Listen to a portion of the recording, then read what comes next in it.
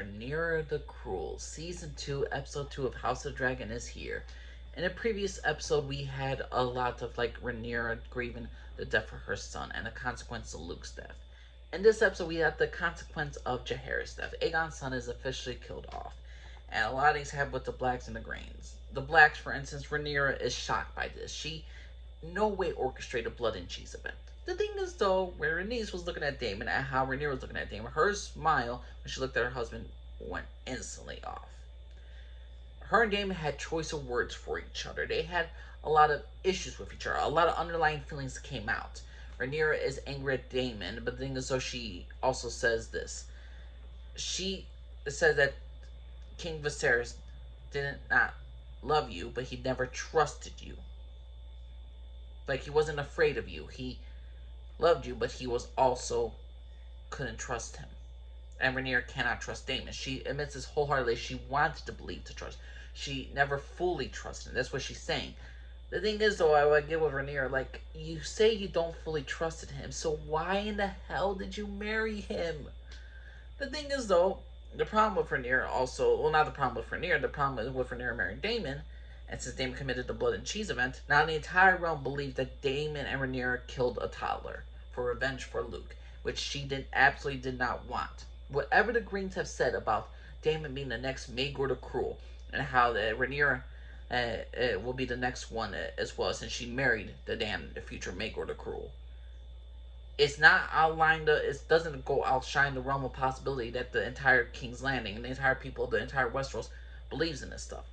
Baby killing is not justified. People could have understood if Rhaenyra went after Aemon, because the fact is, okay, a son for a son, the one who did the deed does this. But with Daemon doing the whole blood and cheese event, it now negates everything Rhaenyra has. It doesn't look like justice. It looks like the Sand Snake season 5 shit all over again, or season 6 shit all over again, where they oh no, it was season 5 with the Sand Snakes. Oh, hey, why don't we just kill the daughter of Cersei, because she was responsible for the death of Oberyn. No, she's not. This is just petty revenge, and this is a straight up thing with Rhaenyra, with Daemon and the whole blood and cheese event. This has weakened Rhaenyra consistently, and Daemon pisses off at Rhaenyra. He sees the same weakness as he sees in his brother. He sees in his wife, his niece. Rhaenyra sees the man that she couldn't trust fully, that her father couldn't trust, that she can't fully trust. And the problem is, though, what I don't like about this episode, Daemon leaves, and Rhaenyra has no idea if he's ever coming back. The problem is, though, when you have this case where Rhaenyra cannot control her own husband, then what makes you think she can't control the entire realm? It's one thing if, okay, yeah, Daemon's going over to Harrenhal. If they admit that, if they had a little conversation of the writing team that just said, hey, Daemon, you're going to Harrenhal. I need to get away. I need to mount our strategy. War is happening. Daemon's going to Harrenhal. Instantly. And that will provide them a little, them a separation to catch their breath with one another, with Daemon and Rhaenyra. The problem is, though, the writers don't establish this. The fact that the writers establish that Rhaenyra doesn't know where Daemon is, then how can she win the war without Daemon? With her not controlling her husband, what makes you think that she could even control the 7 kingdoms? I mean, the 6 kingdoms at this point. There is no point in this entire story, or in this entire episode, where Daemon and Rhaenyra, okay, yeah, they have a falling out, they're angry with each other, but they have to move forward for their next plans for the future war. For this war that is happening right now. And the fact of the matter is, Daemon is doing his own thing. You might as well have a third party. This ain't Team Black, this is Team Rhaenyra, Team Daemon, and versus Team Aegon. It makes the Blacks seem more weaker as a unit. And again, in a sense, they are weaker, what Daemon did with Blood and Cheese. But the fact is, she don't even know what her own husband is doing. For this, to go to either to Harrenhal or she doesn't know where he's at. It's just kind of, I don't like this type of writing for the Blacks. They made it a little bit more inconsistent, and I got a little, I got a lot of problems with the writing for the Greens as well. But for now, for the Blacks, Rhaenyra is having issues with Daemon. Then there is also Daemon's daughter, who was casually talking about that she has mixed feelings with her father. Sometimes it's hatred, and her, whether it's Baela or Rhaena, I can't really remember which one of the girls has it, the one with the dragon. She bonds with Jaehaerys, with Jace, and the thing is, with Jace and her, they talk about their fathers, about Sir Harwin, and all that stuff. So it's a little bonding moments for her that, and I'm sad at that. He misses Luke. yes, interesting moment. Not overall that important. Well, it just builds up the characters. To me, the most interesting part of Black storyline was just Rhaenyra confronting Daemon. Now we also see Rhaenyra confront the White Worm. They talk to each other and all this stuff. They go to they share about their past with Daemon in a sense, and how Rhaenyra sees her as an asset in the future. The thing is, also we get a little bit of the Sea Snake with Rhaenys, their doubts about Daemon, and then we also get a little bit of Corlys Valarian's bastard, the Sea Snake's bastards, who we don't really get.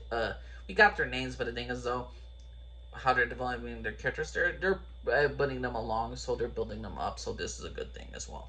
So Black Side was very interesting, very well done. Thing is, I don't like the inconsistency. Oh yeah, Damon's doing his own thing. This guy with the dragon, who's the leader of your army, you're letting him walk. Command him to go to Harrenhal. Do something in this war that's gonna happen. Not the initiative of the blacks is all up in the air.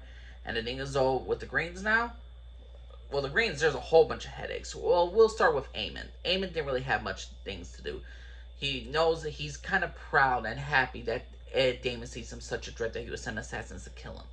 We don't really see him even mourning the loss of his own nephew. You don't see him mourning for Helena or anybody else. He just feels we get more about him, about me. It's me, Aemon. Like people didn't like me because I was different, and then he regrets killing Luke. Okay, I feel like this was a scene that should have been in episode 1 instead of episode 2, because the timing of this thing just seems a bit off.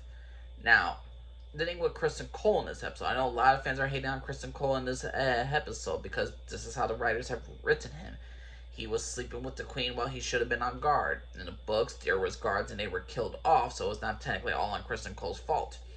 Thing is, though, Kristen Cole, he is battling his guilt because the child is dead because of him, because he was sleeping with the queen. He feels guilty about it. The thing is, though, he sends Sir Auric Sir Auric to kill Rhaenyra, to sneak into Dragonstone and to kill her off, disguised as a twin. Do that. And the thing is, though, Kristen Cole, at the end of the day, he started off the end of last episode. The same thing with in the next episode. He sleeps with Alicent again. Again, I don't mind if these characters stick together. I don't mind if these characters love each other or want each other. The thing is, I didn't understand the purpose of the ending with Alicent sleeping with Sir Kristen Cole again. Like, Alicent is mad and upset that she's sinning and all that stuff. In her eyes, it's sinning. But the thing is, with Kristen Cole, they sleep together. It's a passionate love dark affair. But the thing is, though, I'm not. Is this a confirmation that Alicent also got this implant to get out of Aegon as hand? I have no idea. Helena was grieving. Helena was just grieving this entire episode. No one would truly comfort her other than her mother. Aemon wasn't around. We don't see really Aegon. Aegon just blatantly stops by her, looks at her, and just keeps walking away. Aegon is distraught. He is pissed off. He is angry. He destroys King Viserys's little miniature kingdoms and all that stuff at his Lego set because he's pissed off. He's pissed off at his father. He's pissed off at everybody around him. He did not want his son to be paraded in the streets to use a political tool, but he looked to his mother for this wisdom after the hand that his grandfather suggested it. And it turns out Larys found the gold cloak that orchestrated event with Daemon Targaryen, and now Aegon killed him. And the thing is, though, he killed all the rat catchers in the cities. He killed all of them around, and the thing is, though, he couldn't know which one. Otto is very pissed off because early in this episode, Otto got a freaking the entire people with them. They got the sympathy of the Greens got the sympathy of the people that Rhaenyra is a bloodthirsty woman. She's Rhaenyra the Cruel. She's the next Maegor the Cruel. She's the next evil person to stand on the Iron Throne. If she ever takes power, then no one will be safe. And now Aegon has killed some innocent people. Mostly innocent people. The rat catchers of the city were all killed thanks to Aegon because he didn't know which one killed his son, so he decided to kill them all. Which is not too different what Bronn was doing in season 2 in Game of Thrones, but is it again? Aegon has a right to be angry. Should he kill them? Absolutely not to everybody, but he doesn't know who killed his son, so he did not give a shit. And the thing is, though, I know a lot of people are defending Otto, like, yeah, Otto, you're right. Yes, your grandson is stupid. He's not like the King Viserys. Otto, Here's the thing about Otto Hightower that people don't seem to realize in this episode. Otto knows this war is going to happen. Otto knows this venture will happen. He just believes it should be him in charge. He believes he should be in control. Why did he love King Viserys? Oh, because he manipulated him. Because he saw this council. He loved King Viserys because King Viserys listened to him. Oh, my son Aegon doesn't, or my grandson Aegon doesn't listen to me. Oh, these people just want petty vengeance. You don't want to listen to me. I know above all everything. Yes, you do. But the thing is, though, you're angry at him for killing innocent people. But what are you planning to do in the war? You're gonna kill innocent people. You're the one who orchestrated this. You're the one who sold your daughter off to sleep with the freaking king. You put her in this position in this case, but you just want your blood on the Iron Throne. You want to be the hand of the king. You want to be the king. You want to have ultimate control over everybody around you. And so you're gonna look at everyone like, oh, Aegon, you're a fool. You're an idiot. You should listen to me. You should listen to me. Oh yeah, if your father was right about you. When did King Viserys say anything about Aegon? To anything to Otto about Aegon? Is there some secret scene that we did not see? Some deleted scene we did not see? Because I know I'm sorry to tell you, Otto, but you're not gonna win any points with Aegon doing trying to compare him to his father. Like Aegon hates his father. Aegon was trying to be better than his father, but actually trying to teach his son, to actually try and be in his son's life. He wanted to show his love, affection, and love. Everything that King Viserys did to Aegon, he was doing the opposite with his own son, Aegon. So the fact is, Aegon in this episode was the actor's doing a great job, great acting. And the thing is, though, I understand exactly where he's coming from. And at the end of the day, Otto, he's tired of his scheming and all that stuff.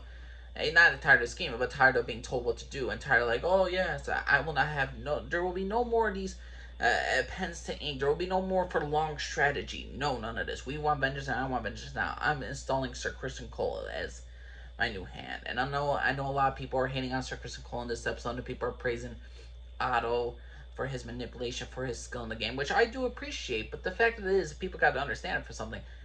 Otto is is Aegon acting a little bit foolish? Yes.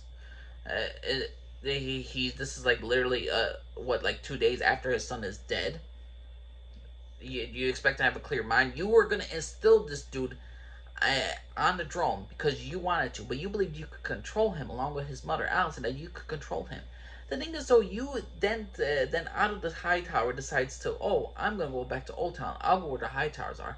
And we mentioned that Daeron the Darien exists, and Daeron is someone who will listen to Otto, who will listen to wise counsel. What it means wise counsel, this is someone that Otto could manipulate, control, and to keep in line. That's what Otto's game is. Otto doesn't care. Like, if Otto wanted vengeance and all stuff, Otto wants to play things his way because he believes himself as a king. That's the thing with Otto and Aegon's relationship. The thing is, though, Aegon is done with this. Aegon is done with listening to other people. He wants to get on all his impulses out, and who's better choice in that than Sir Criston Cole, who basically is a roid rage dude for most of the time. So ultimately, end of the day, I think this episode was pretty good. Rhaenyra the Cruel did a great character development for the Greens, did great character developments for the Blacks. There's some inconsistencies, which I did not like in the writing with the whole blood and cheese events. Not the fact is how I don't need to see a Tyler getting killed. But hey, keep certain things the same. Have Maelor exist. Have the Dirt Child exist. Have them threaten one child or the other. Make Helaena choose which child. Have guards there. Don't just blame it solely on Sir Criston Cole and all that stuff. Why are you trying to make him out to be more of a dick? Because that's how you want to write him and all that stuff. Why are you making Daemon? Well, the writers made Daemon consistently an evil villain in season 1, where he killed his wife, even though that didn't happen in the books. But again, the books and the show are their own separate thing. But it looks like we're having writing inconsistencies with Daemon and Rhaenyra. Apparently, it's not Team Black versus Team Green. It's Team Aegon versus Team Otto versus Team Rhaenyra versus Team Daemon. It's just like so many different circle jerks. And the thing is, those certain scenes feel out of place. Like, Criston Cole and Alicent sleeping together again at the end of the episode was just so unnecessary. It was just like, unless Alicent was scheming with Criston Cole to take over and to get rid of freaking Otto Hightower as hand, that's the only goal I could see. But the fact is, Chris Cole and Otto Hightower sleep together again.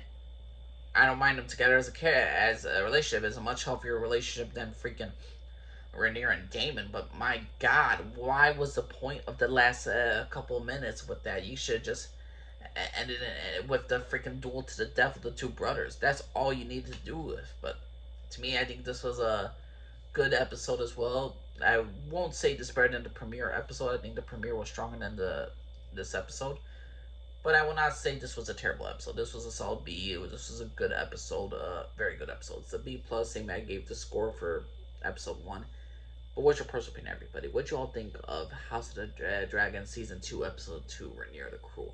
Think this was a really good character development for Rhaenyra? You think this is really brings out the characters of Daemon, of Otto, of Aegon? What's your own personal interpretation?